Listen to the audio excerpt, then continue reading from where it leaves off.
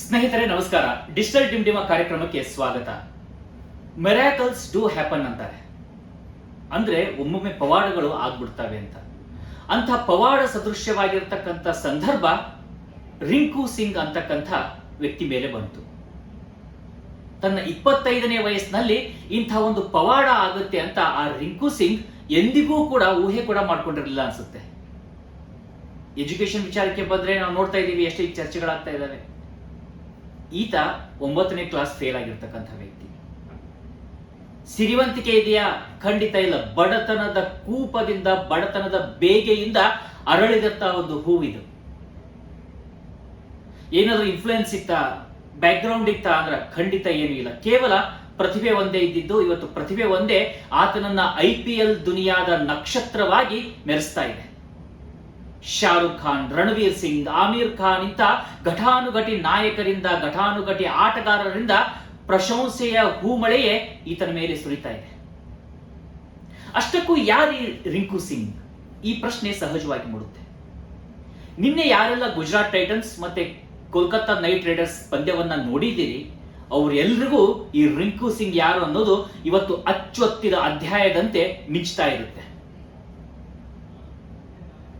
ಕೊನೆಯ ಓವರ್ನ ಕೊನೆಯ 5 ಬಾಲ್ನಲ್ಲಿ ಸತತವಾಗಿ 5 ಸಿಕ್ಸರ್ಗಳನ್ನ ಸಿಡಿಸಿ ತನ್ನ ತಂಡವನ್ನು ಆಯ್ತಾ ಗೆಲ್ಲಿಸಿದ್ದಾನೆ. ಈ ರೀತಿಯಾಗಿ 5 ಬಾಲ್ನಲ್ಲಿ 5 ಸಿಕ್ಸರ್ ಅನ್ನ ಬಾರಿಸಿ ತಂಡವನ್ನ ಗೆಲ್ಲಿಸಿದಂತ ಉದಾಹರಣೆ IPL ನ ಇತಿಹಾಸದಲ್ಲೇ ಇಲ್ಲ. ಇದು ಮೊದಲ ಬಾರಿಗೆ ನಡೆದಂತ ಒಂದು ಪವಾಡ ಸದೃಶ್ಯವಾಗಿರ್ತಕ್ಕಂಥ ಕ್ರೀಡಾ ಚಮತ್ಕಾರ.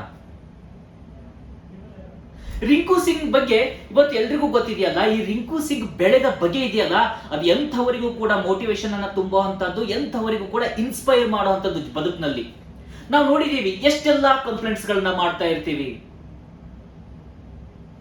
ಮನೆಯಲ್ಲಿ ಬೆಳಗ್ಗೆ ಎದ್ದ ತಕ್ಷಣ ಹಾಲು ಕೊಡ್ತಾರೆ, ಹಾಲಲ್ಲಿ ಸಕ್ಕರೆ ಜಾಸ್ತಿ ಅಥವಾ ಸಕ್ಕರೆ ಕಡಿಮೆ ಅಂತಕ್ಕಂಥ ಕಂಪ್ಲೇಂಟ್. ಶಾಲೆಗೆ ಹೋಗ್ಬೇಕಾದಾಗ ಬಸ್ ಸರಿಯಾಗಿ ಬಂದಿಲ್ಲ ಅಥವಾ ಶೂ ಪಾಲಿಶ್ ಆಗಿಲ್ಲ, ಹೀಗೆ ಸಾವಿರ ಕಂಪ್ಲೇಂಟ್. ಕಾಲೇಜ್ಗೆ ಹೋಗ್ಬೇಕಾದಾಗ ಮತ್ತೊಂದಿಷ್ಟು ಕಂಪ್ಲೇಂಟ್ಗಳು, ಬದುಕಿನಲ್ಲಿ ಕಂಪ್ಲೇಂಟ್ಗಳು, ಸಂಬಂಧಗಳಲ್ಲಿ ಕಂಪ್ಲೇಂಟ್ಗಳು. ಒಲ್ಲದ ಗಂಡನಿಗೆ ಮೊಸರಲ್ಲೂ ಕೂಡ ಕಲ್ಲು ಅಂತಾರಲ್ಲ, ಹಾಗೆ ಪ್ರತಿಯೊಂದರಲ್ಲೂ ಕಲ್ಲನ್ನ ಹುಡುಕುವಂತ ಪ್ರವೃತ್ತಿ ಇವತ್ತು ಬಹುತೇಕರೆಲ್ಲ ಬೆಳೆದ್ಬಿಟ್ಟಿದೆ, ನಮ್ಮನ್ನು ಸೇರಿದಂತೆ. ಆದ್ರೆ ರಿಂಕು ಸಿಂಗ್ ಬದುಕು 1998ರಲ್ಲಿ ಈ ವ್ಯಕ್ತಿ ಜನಿಸ್ತಾರೆ.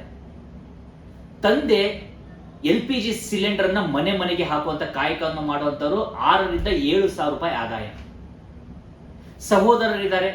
ಒಬ್ಬ ಸಹೋದರ ಆಟೋ ಚಾಲಕ ಉತ್ತರ ಪ್ರದೇಶದ ಅಹಮದಾಬಾದ್ನಲ್ಲಿ, ಮತ್ತೊಬ್ಬ ಸಹೋದರ ಒಂದು ಈ ಎಜುಕೇಶನಲ್ ಇನ್ಸ್ಟಿಟ್ಯೂಟ್ಸ್ ಇರ್ತಾವಲ್ಲ ಅಲ್ಲಿ ಆಫೀಸ್ ಬಾಯ್ ಅಥವಾ ಅಲ್ಲಿ ಕ್ಲೀನರ್ ಆಗಿ ಕೆಲಸವನ್ನ ಮಾಡ್ತಾ ಇರುವಂತದ್ದು. ಇನ್ನ ರಿಂಕು ಸಿಂಗ್ 9ನೇ ಕ್ಲಾಸ್ ಫೇಲ್ ಆಗ್ತಾರೆ. ಎಜುಕೇಶನ್ ತಲೆಗೆ ಹತ್ತಿಲ್ಲ ಅಂತಾರೆ.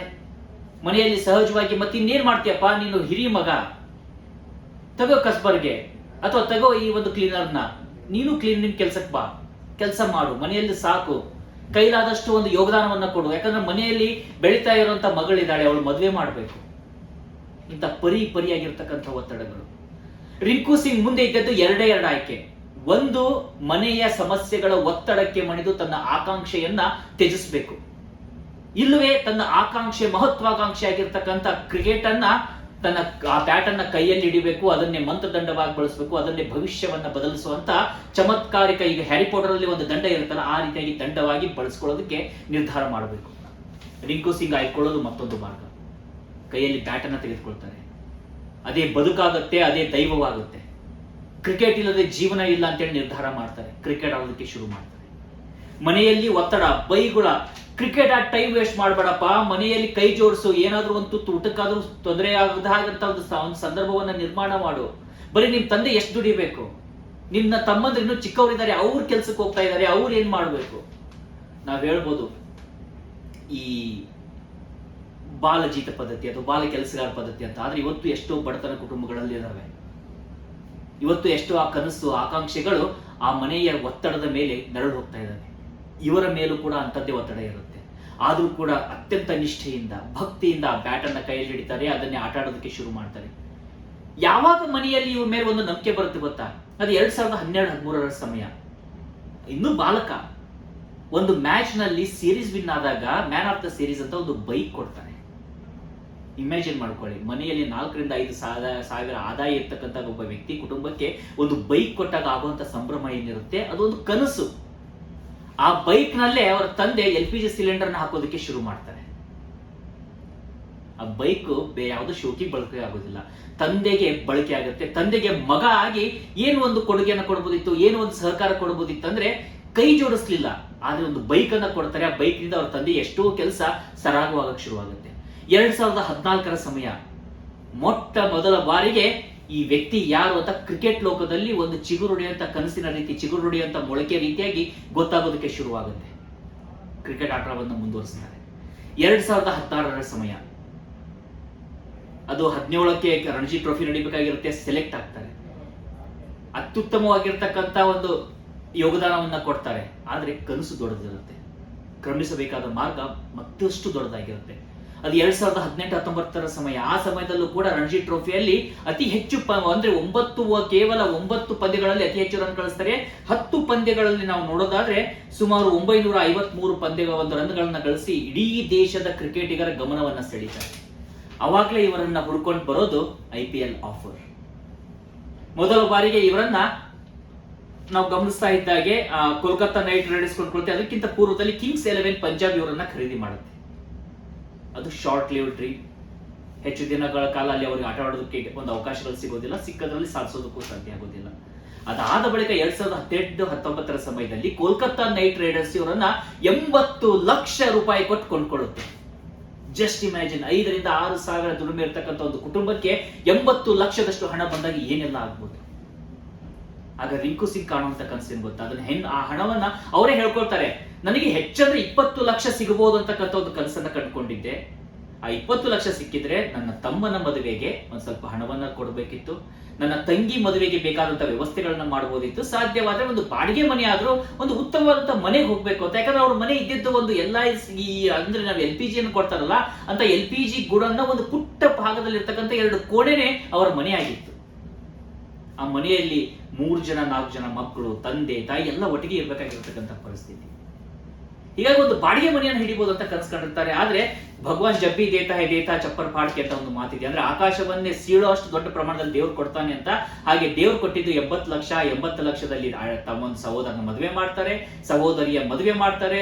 ಆ ಸಮಯದಲ್ಲಿ ಕುಟುಂಬಕ್ಕೆ 5 ಲಕ್ಷ ರೂಪಾಯಿ ಸಾಲ ಇರುತ್ತೆ. ಆ ಇಡೀ ಸಾಲ ಇವರ ದುಡಿಮೆಯನ್ನೇ ಹಿಡ್ಕೊಳ್ತಾ ಇರುತ್ತೆ. 5 ಲಕ್ಷ ಸಾಲವನ್ನ ಮುಟ್ಟಿಸ್ತಾರೆ. ಒಂದು ಉತ್ತಮವಾದಂತಹ ಮನೆಯನ್ನ ಮಾಡಿ ತನ್ನ ಸಹೋದರನ ತಾಯಿ ತಂದೆಯನ್ನ ಆ ಮನೆಗೆ ಕರೆದುಕೊಂಡು ಹೋಗ್ತಾರೆ. ಆದ್ರೂ ರಿಂಕು ಸಿಂಗ್ ಯಾರಂತ ಗೊತ್ತಿರೋದಿಲ್ಲ. ಆದ್ರೆ ಈ ವ್ಯಕ್ತಿಯ ಪ್ರತಿಭೆ ನೋಡಿ, ಕಾನ್ಫಿಡೆನ್ಸ್ ನೋಡಿ, 2018ರಲ್ಲಿ ಈ ವ್ಯಕ್ತಿ ಫೇಸ್ಬುಕ್ ಪೇಜ್ ನಲ್ಲಿ ತಮ್ಮದೇ ಆಗಿರ್ತಕ್ಕಂಥ ರಿಂಕು ಸಿಂಗ್ ಫ್ಯಾನ್ಸ್ ಕ್ಲಬ್ ಅಂತ ತಾವೇ ಅಡ್ಮಿನ್ ಆಗಿ ಕ್ರಿಯೇಟ್ ಮಾಡ್ಕೊಳ್ತಾರೆ. ಯಾಕಂದ್ರೆ ಯಾರು ನನ್ ಗುರುತಿಸ್ತಾ ಇರ್ಬೋದು, ಆದ್ರೆ ನನ್ನನ್ನು ನಾನು ಗುರುತಿಸ್ಕೊಳ್ತೀನಿ. ನನ್ ಮೇಲೆ ನನ್ ಕಾನ್ಫಿಡೆನ್ಸ್ ಇದೆ, ಒಂದಿಲ್ಲ ಒಂದಿನ ನಾನು ಯಾರಂತ ತೋರಿಸ್ತೇನೆ. ಆ ಕಿಚ್ಚು ಸುಮ್ಮನೆ ಬರೋದಲ್ಲ, ಬಡತನದ ಬೇಗೆಯಲ್ಲಿ ಹುಟ್ಟಿ ಪ್ರತಿಭೆ ಮೇಲೆ ಬರ್ತಾರಲ್ಲ ಅಂಥವರಲ್ಲಿ ಮಾತ್ರ ಕಾಣಿಸಿರುವಂತ ಕಿಚ್ಚದು. ಆ ಕಿಚ್ಚಿನಲ್ಲಿ ಅವತ್ತು ತನ್ನದೇ ಆಗಿರ್ತಕ್ಕಂಥ ಫ್ಯಾನ್ ಕ್ಲಬ್ ಅನ್ನ ಮಾಡ್ಕೊಳ್ತಾರೆ, ಆಟ ಆಡ್ತಾರೆ. ಮತ್ತೆ ಒಂದು ಸಮಯ ಬರುತ್ತೆ 2021ರ ಸಮಯದಲ್ಲಿ ಅವರ ಮೊಣಕಾಲಿಗೆ ಪೆಟ್ಟಾಗಿ ಇಡೀ IPL ಟೂರ್ನಿಂದ ಹೊರಗುಳಿಬೇಕಾಗುತ್ತೆ. ಮಧ್ಯದಲ್ಲಿ ಅವರು ಒಂದು ರಂಜಾನ್ ಕಪ್ ನಲ್ಲಿ BCCI ಪರ್ಮಿಷನ್ ಇಲ್ಲದೆ ಅಬುಧಾಬಿಯಲ್ಲಿ ಕ್ರಿಕೆಟ್ ಆಡಿದ್ರು ಅಂತ 3 ತಿಂಗಳು ಅವರನ್ನ BCCI ಬ್ಯಾನ್ ಕೂಡ ಮಾಡಿರುತ್ತೆ. ಆದ್ರೆ 2022ರಲ್ಲಿ ಮತ್ತೆ ಆಪ್ಷನ್ ನಡೆಯುತ್ತೆ, ಮತ್ತೆ ಅದೇ ಕೋಲ್ಕತ್ತಾ ನೈಟ್ ರೈಡರ್ಸ್ ಅವರನ್ನ ಕೊಂಡುಕೊಳ್ಳುತ್ತೆ. ಈಗ ಆಗಿದ್ದು ಜಸ್ಟ್ ಮಿರಾಕಲ್. ಗುಜರಾತ್ ಟೈಟನ್ಸ್ ವಿರುದ್ಧ ಪಂದ್ಯ, ಕೊನೆ ಓವರ್ನಲ್ಲಿ ಗೆಲ್ಲೋದಕ್ಕೆ 5 ಬಾಲ್ಗಳಲ್ಲಿ 28 ರನ್ಸ್ ಬೇಕಾಗಿರುತ್ತೆ. 5 ಬಾಲ್ನಲ್ಲಿ 5 ಸಿಕ್ಸರ್ಗಳನ್ನ ಹೊಡೆಯೋದ್ರ ಮೂಲಕ ತಂಡವನ್ನ ಗೆಲುವಿನ ತುದಿಗೆ ತಲುಪಿಸೋದೊಂದೇ ಅಲ್ಲ, ತಮ್ಮ ಇಡೀ ಭವಿಷ್ಯ, ತಮ್ಮ ಇಡೀ ಒಂದು ಕುಟುಂಬದ ಭವಿಷ್ಯವನ್ನ, ತಮ್ಮ ಒಂದು ಪೂರ್ವಜರ ಮತ್ತೆ ಮುಂದೆ ಬರ್ತಕ್ಕಂಥ ಪೀಳಿಗೆಯ ಭವಿಷ್ಯವನ್ನ ಆ 5 ಸಿಕ್ಸರ್ಗಳು ಬದಲಾಯಿಸ್ಬಿಡ್ತವೆ ಅಂತ ಅದೃಷ್ಟ ಅವ್ರ ಲೈಫ್ ಅಲ್ಲಿ ಬರುತ್ತೆ. ಇವತ್ತು ಯಾವ ವ್ಯಕ್ತಿ ಯಾರೂ ಫ್ಯಾನ್ ಇಲ್ಲ ಅಂದ್ರೆ ತನ್ನ ತಾನೇ ಒಂದು ಫ್ಯಾನ್ ಕ್ಲಬ್ ಅನ್ನು ಸೃಷ್ಟಿ ಮಾಡ್ಕೊಂಡಿರ್ತಾರೋ, ಇವತ್ತು ಅವರ ಫ್ಯಾನ್ ಕ್ಲಬ್ ನಲ್ಲಿ ರಣವೀರ್ ಸಿಂಗ್, ಶಾರುಖ್ ಖಾನ್, ಮಾಜಿ ಕ್ರಿಕೆಟಿಗರು ಇರ್ಫಾನ್ ಪಠಾಣ್ ರೀತಿಯಾಗಿರ್ತಕ್ಕಂಥ ಮಾಜಿ ಕ್ರಿಕೆಟಿಗರು, ದೊಡ್ಡ ದೊಡ್ಡ ಲೀಡರ್ಸ್ಗಳು ಯಾರಿಲ್ಲ ಇವತ್ತು ಅವರ ಒಂದು ಆ 5 ಸಿಕ್ಸರ್ಗಳು ಇವತ್ತು ಅವರ ಜೀವನದಲ್ಲಿ ದೊಡ್ಡ ದೊಡ್ಡ ಫ್ಯಾನ್ಸ್ಗಳನ್ನೇ ತಂದ್ಬಿಟ್ಟಿದೆ. ಅದೇ ಹೇಳೋದು ಸ್ನೇಹಿತರೆ, ಬದುಕು ಕೊಡುತ್ತೆ, ಅದಕ್ಕೆ ಅಷ್ಟೇ ಶ್ರದ್ಧೆಯಿಂದ ಕೆಲಸ ಮಾಡಬೇಕು. ವಿವೇಕಾನಂದ ಒಂದು ಮಾತನ್ನು ಹೇಳ್ತಾರೆ, ಆ ಮಾತಿನ ಮೂಲಕ ನಾನು ಇವತ್ತಿನ ನನ್ನ ಒಂದು ಡಿಜಿಟಲ್ ಡಿಪ್ಲೊಮಾ ಕಾರ್ಯಕ್ರಮವನ್ನು ಮುಕ್ತಾಯ ಮಾಡ್ತೀನಿ. ಅವ್ರು ಹೇಳ್ತಾರೆ, ಯಾವುದೇ ವ್ಯಕ್ತಿ ಸಾಧನೆಯನ್ನ ಮಾಡ್ಬೇಕಂದ್ರೆ ಹೇಗ್ ಮಾಡ್ಬೇಕಂದ್ರೆ ಆ ಸಾಧನೆ ಯಾವುದು ಅಂತ ಮೊದಲು ತಮ್ಮ ಗುರಿಯನ್ನು ಗುರುತಿಸ್ಕೊಳ್ಬೇಕು. ನಂತರ ಇಡೀ ಗುರಿಯನ್ನ ತಮ್ಮ ಮನಸ್ಸು, ತಮ್ಮ ಮೈ ಮನಗಳಲ್ಲಿ ತುಂಬಿಕೊಳ್ಬೇಕು. ಮನಸ್ಸಿನ ಇಡೀ ನಮ್ಮ ಮೈಯ ಅಂದ್ರೆ ಒಬ್ಬ ವ್ಯಕ್ತಿ ದೇಹದ ನರ ನಾಡಿಗಳಲ್ಲಿ ಅದೇ ಒಂದೇ ವಿಷಯ ಓಡಾಡ್ತಾ ಇರಬೇಕು, ಅದೇ ವಿಷಯ ಇರಬೇಕು. ಅದನ್ನೇ ಬದುಕಾಗಿಸ್ಕೊಳ್ಬೇಕು, ಅದನ್ನೇ ದೇಹವಾಗಿಸ್ಕೊಳ್ಬೇಕು, ಅದನ್ನೇ ಒಂದು ಜೀವನವನ್ನಾಗಿಸ್ಕೊಳ್ಬೇಕು. ಆಗ ಅದು ಗೆಲುವಿನ ದಾರಿಗೆ ತಲುಪಿಸುತ್ತೆ. ಅಂತ ಒಂದು ಸಂದರ್ಭ ಇವತ್ತು ರಿಂಕು ಸಿಂಗ್ ಬಂದಿರುವಂತದ್ದು. ನಿಜಕ್ಕೂ ಆ ಒಬ್ಬ ಪ್ರತಿಭಾನ್ವಿತನ ಒಂದು ಅಂದ್ರೆ ಕರಿಯರ್ನ ಇದು ಅಂತ್ಯ ಅಂತಲ್ಲ, ಇದು ಆರಂಭ ಅಷ್ಟೇ. ಆ ಪ್ರತಿಭಾವಂತನಿಂದ ಇನ್ನು ಸಾಕಷ್ಟು ಸಾಧನೆಗಳಾಗುವಂತ ಬಾಕಿ ಉಳಿದಿದ್ದಾವೆ. ಜೊತೆಗೆ ಬಡತನದಲ್ಲಿ ಇದ್ರೂ ಕೂಡ ಏನನ್ನು ಬೇಕಾದ್ರೂ ಸಾಧಿಸಬಹುದು ಅನ್ನೋದಕ್ಕೆ ಉದಾಹರಣೆಯಾಗಿ ನಿಲ್ಲೋದ್ರ ಮೂಲಕ ಇವತ್ತು ಕೋಟ್ಯಾಂತರ ಯುವಕರಿಗೂ ಕೂಡ ಒಂದು ಆಶಾ ದೀಪವಾಗಿ, ಆಶಾ ಸದೃಶವಾಗಿರ್ತಕ್ಕಂಥ ಭಾವವನ್ನ ಇವತ್ತು ರಿಂಕು ಸಿಂಗ್ ಮೂಡಿಸಿದ್ದಾರೆ. ಅವರಿಗೆ ನಾವು ಕೂಡ ಆಲ್ ದಿ ಬೆಸ್ಟ್ ಅನ್ನ ಹೇಳೋಣ. ಇದನ್ನ ಒಂದು ನಮ್ಮ ಬದುಕಿನ ಪಾಠವನ್ನಾಗಿ ಕೂಡ ನಾವು ಪರಿಗಣಿಸೋಣ. ಇದು ಇವತ್ತಿನ ಡಿಜಿಟಲ್ ಡಿಮ್ ವಿಶೇಷ. ಮತ್ತೊಂದು ಬಾರಿ ಬರ್ತೀನಿ, ಮತ್ತೊಂದು ಇಂಟ್ರೆಸ್ಟಿಂಗ್ ಆಗಿರ್ತಕ್ಕಂಥ ವೆರಿ ಇಂಟ್ರೆಸ್ಟಿಂಗ್ ಆಗಿರ್ತಕ್ಕಂಥ ರೇರ್ ಅರ್ತ್ ಎಲಿಮೆಂಟ್ಸ್ ಬಗ್ಗೆ ನಿಮ್ ಮುಂದೆ ಬಂದು ನಾನು ಹೇಳ್ತೀನಿ. ಅದು ಏನು ಹಾಗಂದ್ರೆ ಅದು ಆಂಧ್ರ ಪ್ರದೇಶದಲ್ಲಿ ಸಿಕ್ಕಿರೋದ್ರಿಂದ ಆಗುವಂತ ಪರಿಣಾಮಗಳೇನು, ಇದ್ರ ಬಗ್ಗೆ ಕೂಡ ಶೀಘ್ರದಲ್ಲೇ ನಿಮ್ಮ ಮುಂದೆ ಬರ್ತೀನಿ, ವಿವರಗಳನ್ನ ಕೊಡ್ತೀನಿ. Just watch for this space. Thanks a lot.